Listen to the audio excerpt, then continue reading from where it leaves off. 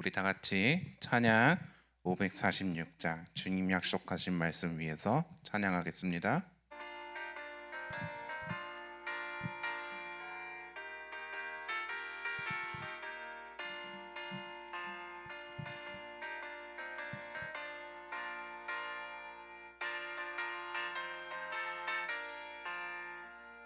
주님 약속하신 말씀 위에서 영원토록 주를 찬송하리라. 소리 높여 주께 영광 돌리며 약속 믿고 굳게 서리라. 굳게 서리 영원하신 말씀 위에 굳게 서리 굳게 서리 그 말씀 위에 굳게 서리라. 주님 약속하신 말씀 위에서 세상 염려 내게 엄습할 때에 용감하게 힘써 싸워 이기며 약속 믿고 굳게 서리라. 굳게 서리 영원하신 말씀 위에 굳게 서리 굳게 서리 그 말씀 위에 굳게 서리라.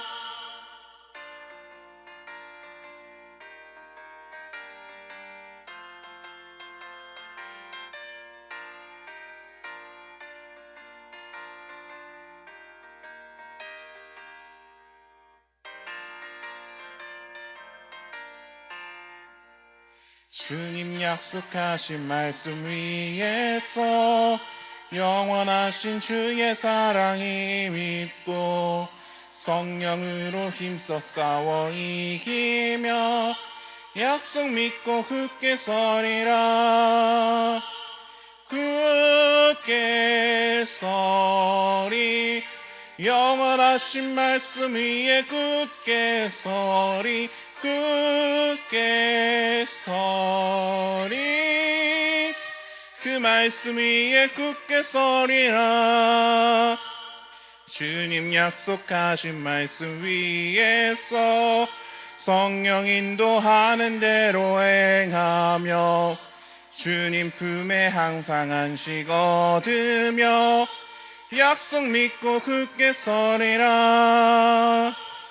굳게 서리 영원하신 말씀 위에 굳게 서리 굳게 서리 그 말씀 위에 굳게 서리라. 아멘.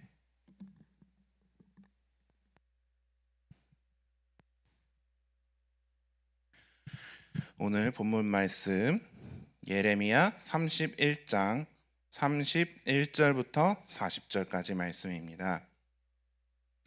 구약성경 1102페이지입니다.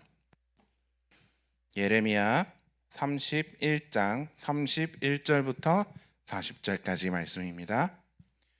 제가 봉독해 올려드리겠습니다. 여호와의 말씀이니라. 보라, 날이 이르리니 내가 이스라엘 집과 유다 집에 새 언약을 맺으리라.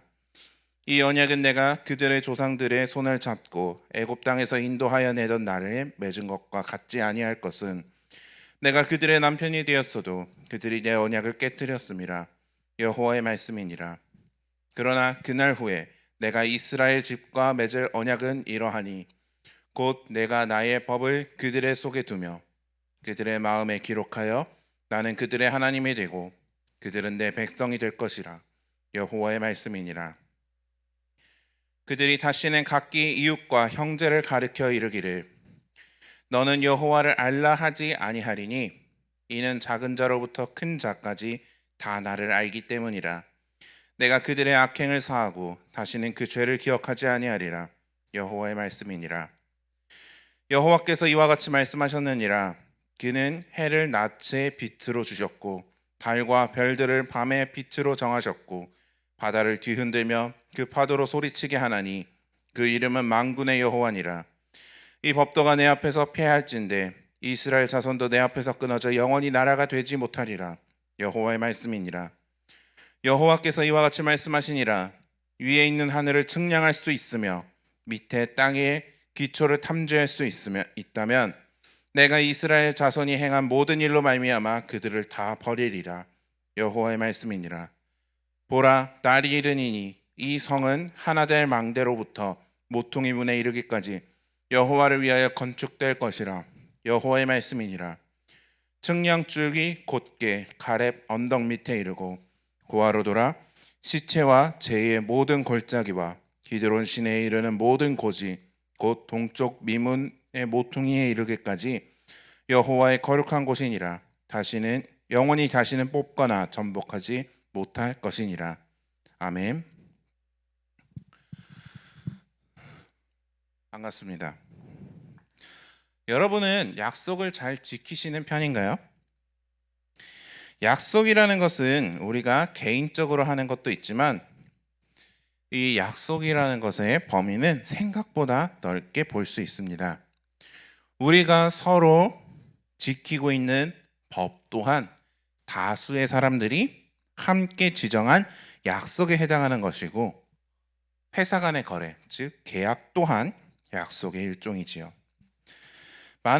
우리의 삶은 많은 약속들을 가지고 살아가고 있습니다.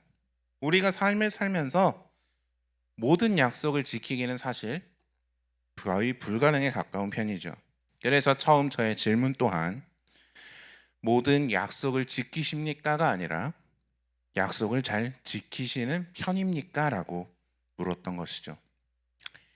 이런 사소한 질문에서조차 모든 약속을 지키는지 물어보지 못하는 것은 그만큼 사람이 연약하다는 것을 보여주고 있습니다. 오늘의 본문은 하나님께서 이스라엘 백성들을 향하여 새로운 언약을 세울 것을 약속하고 계시는 장면입니다. 다만 이런 새 언약을 맺으시는 이유를 보면 그다지 유쾌한 느낌은 찾기 어렵습니다. 왜냐하면 이스라엘이 하나님과의 언약을 깨트렸기 때문임을 하나님이 지적하고 계시기 때문이죠. 하나님은 이스라엘과 여러 번에 걸쳐서 계약을 갱신해 오셨습니다. 그만큼 사람이 연약했기 때문이고 번번이 언약이 깨어졌었기 때문이죠. 그래서 하나님은 새로 맺는 언약은 그들의 조상들의 손을 잡고 애굽 땅에서 인도하여 내던 날에 맺은 그 언약과는 같지 않을 것이다. 기존의 언약과는 다를 것이다. 그렇게 말씀하고 계시는 겁니다.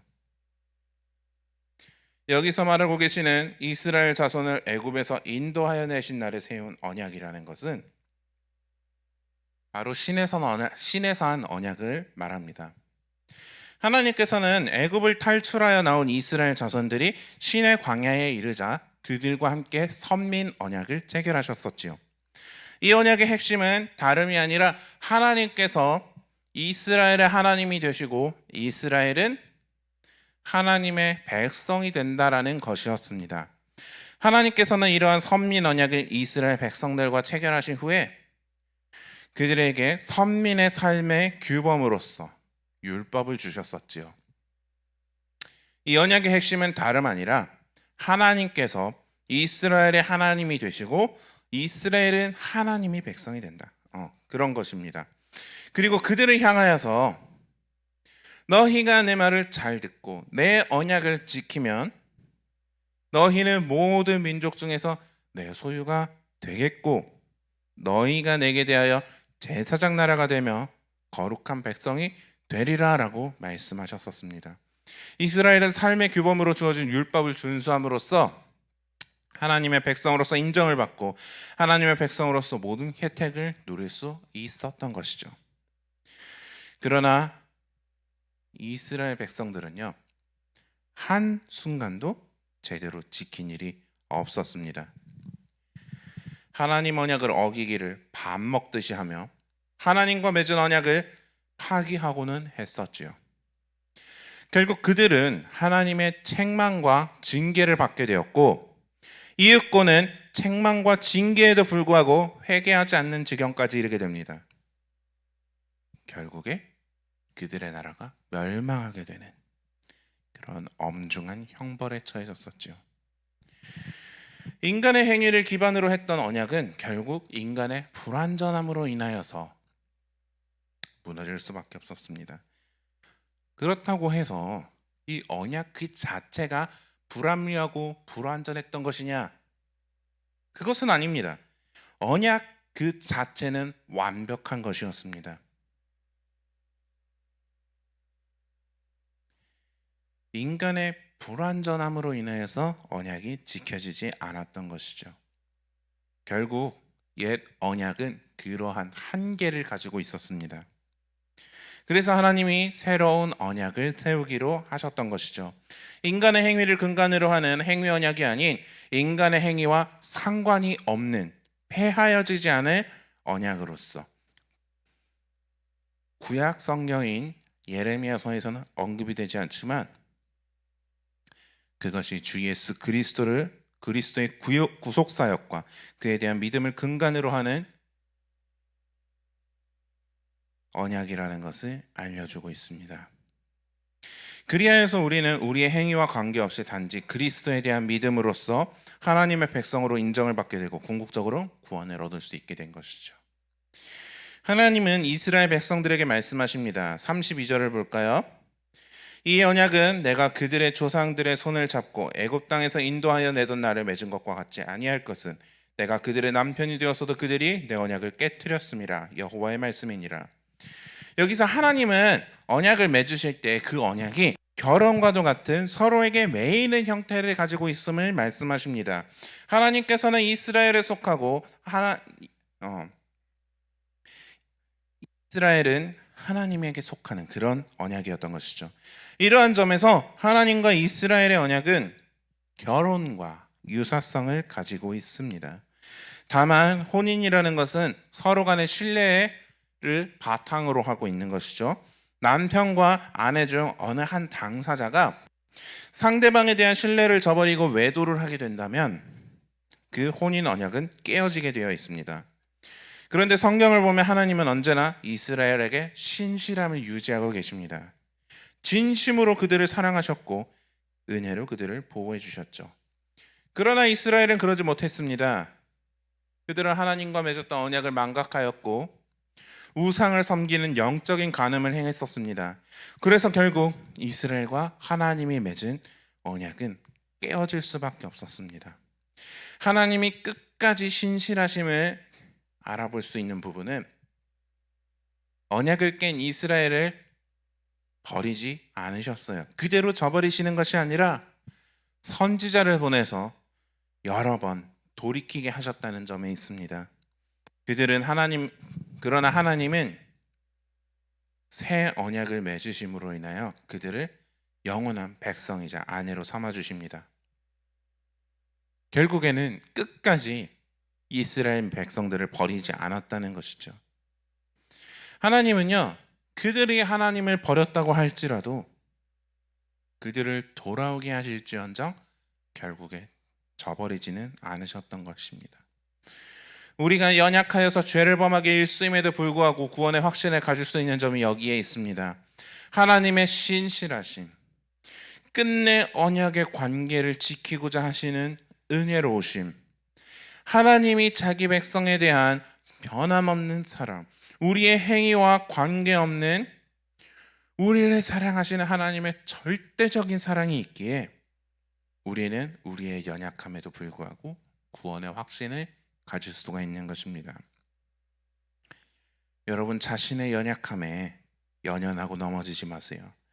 하나님의 사랑과 신실함을 봄으로써 우리는 어떤 어려움과 난관에 처하여 있다 하더라도 아무리 커다란 실수와 허물을 범하였다고 할지라도 그로 인해서 포기하지 않아야 합니다.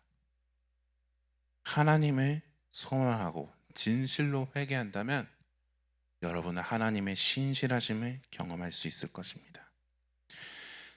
38절 이후의 말씀은요, 바벨론 포로기 이후에 예루살렘 성의 재건에 대한 예언으로 볼 수 있습니다. 예루살렘 성은 선민의 수도였습니다. 따라서 예루살렘에 재건되어야만 선민이 회복되었다고 볼 수 있습니다. 그래서 예레미야는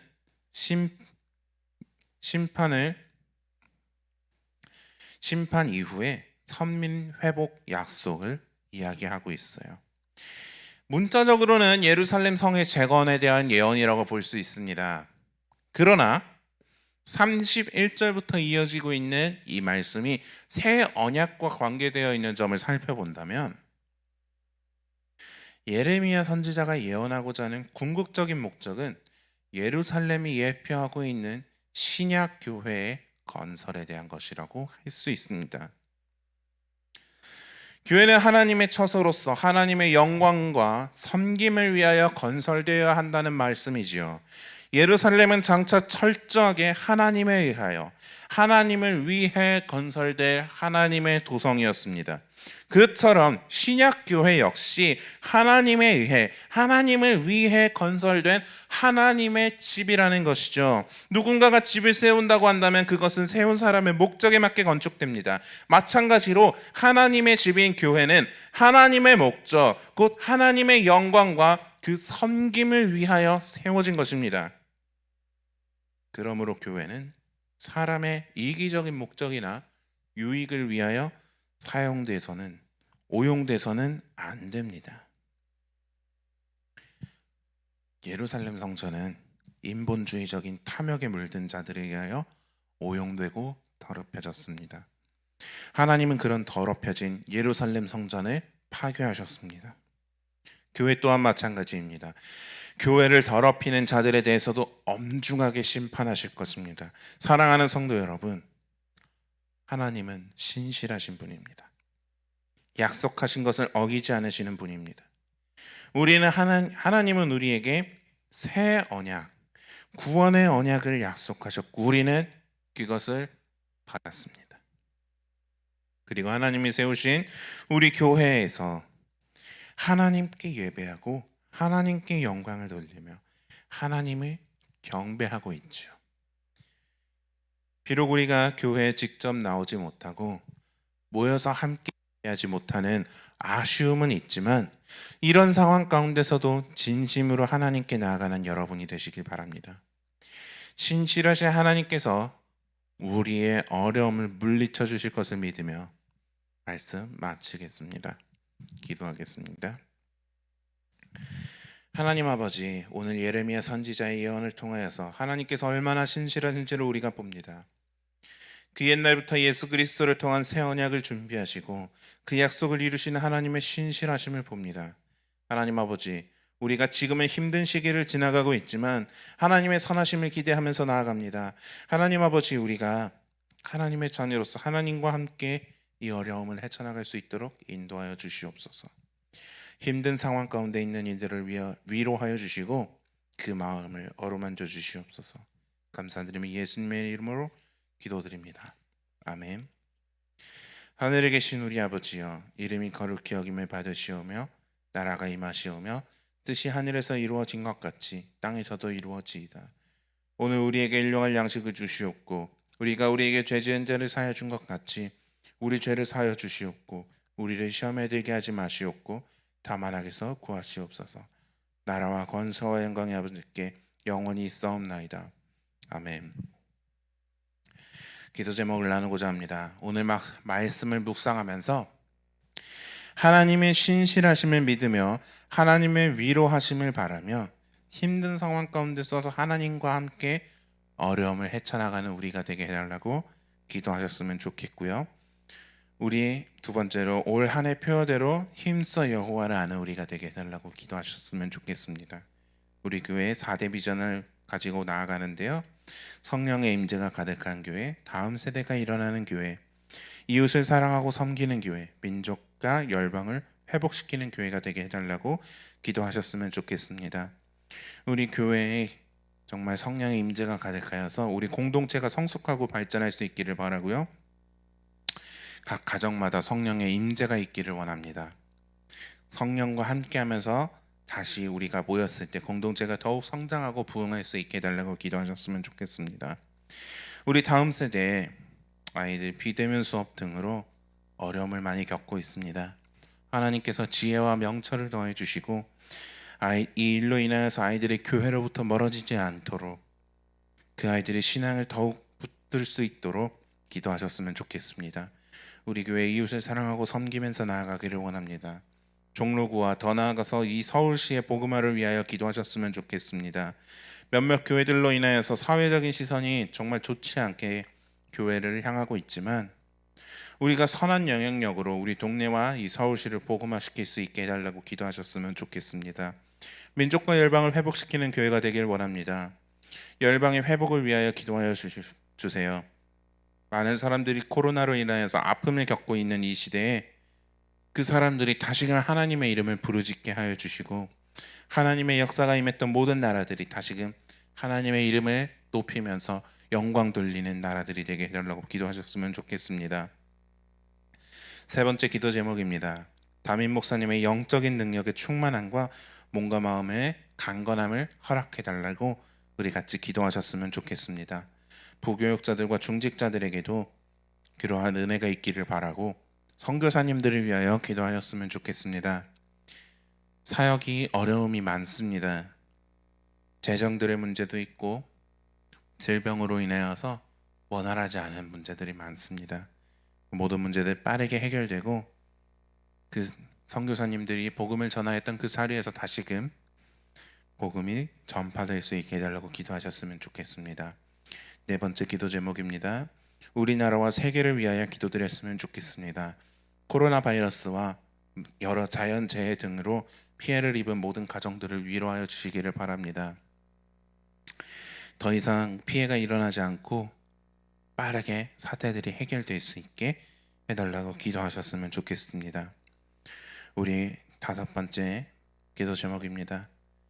예배의 온전한 회복과 새벽 예배, 수요 예배, 금요 기도회 부흥을 위하여 기도해 주셨으면 좋겠습니다. 마지막으로 환우들과 어려움을 가진 성도들을 기억하시고 그들을 위하여 하나님께 위로해달라고 같이 기도하셨으면 좋겠고 마지막 제 개인의 기도 제목들 가지고 기도하셨으면 좋겠습니다. 우리 다 같이 주여 한번 외치고 기도하겠습니다. 주여. 하나님 아버지, 주님 오늘 말씀을 묵상하면서 나아갑니다. 하나님 아버지, 주님 우리가 하나님의 신실하심을 믿고 나아가기를 원합니다. 하나님 아버지, 우리가 정말 하나님의 위로하심을 받기를 원합니다. 하나님 아버지, 우리가 정말 힘든 상황 가운데서 너무나도 여러 가지 상황 가운데서 하나님 예배하면서 나아갑니다. 하나님 아버지, 우리가 이 모든 어려움들을 헤쳐나갈 수 있도록 주님 인도하여 주시옵소서. 하나님 아버지의 신실하심과 선심에 우리가 함께 나아갈 수 있게 하여 주시옵소서. 하나님 아버지, 주님 우리 교회가 정말 하나님의 성전, 하나님의 집으로서 하나님 우리가 정말 하나님께 경배하면서 예배드릴 수 있게 하여 주시옵소서. 하나님 아버지, 우리 교회 올 한 해 표현대로 힘써 여호와를 아는 우리가 되기를 원합니다. 하나님 아버지, 우리가 정말 하나님을 더욱더 깊이 알 수 있게 해주시옵소서. 하나님을 더욱더 알고 하나님을 사랑하는 마음으로 더욱더 하나님을 알기를 원합니다. 그 궁금증을 하나님 더욱더 깊이 하나님을 아는 것으로 우리가 해결하기를 원합니다. 하나님 아버지, 인도하여 주시옵소서. 지혜를 더해 주시옵소서. 하나님 아버지, 우리 교회 4대 비전을 가지고 나아갑니다. 성령의 임재가 가득한 교회가 되기를 원합니다.